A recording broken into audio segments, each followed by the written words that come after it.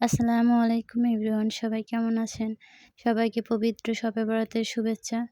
আজকে আপনাদের জন্য রান্না করব গরুর গোশ আর চালের রুটি বানাবো। তো গরুর গোশ আজকে আমি রান্না করব, মাখিয়ে রান্না করব। এইভাবে রান্না করলে আমার কাছে অনেক বেশি ভালো লাগে। তো পেঁয়াজ, রসুন, আদা বাটা যা যা লাগে মশলা সব কিছু আমি মাখিয়ে নেব তেল দিয়ে। আমাদের বরিশালের মানুষ শবে বরাতের দিন রুটি পিঠা, তারপরে গরুর মাংস এগুলো অনেক বেশি পছন্দ করে। যাই হোক, এবার আমি আটা সিদ্ধ করে নেব।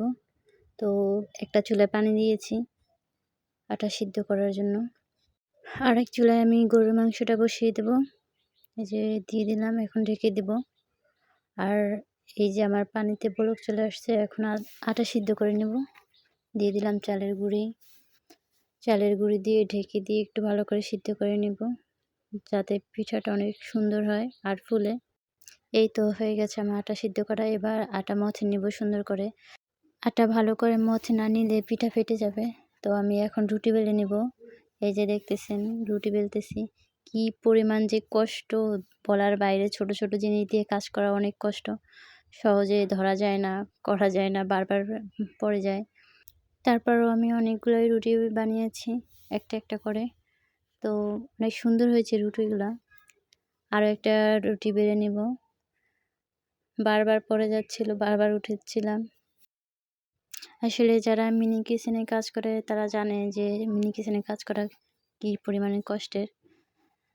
রুটি বেঁকা হয়ে গেছিলো, ধরা যায় না ভালো করে, রুটি বেলা যায় না। তারপরও মোটামুটি ভালোই হয়েছে, রুটিগুলো সুন্দর হয়েছে। এখন রুটি ভেজে নেব। দিয়ে দিলাম রুটি।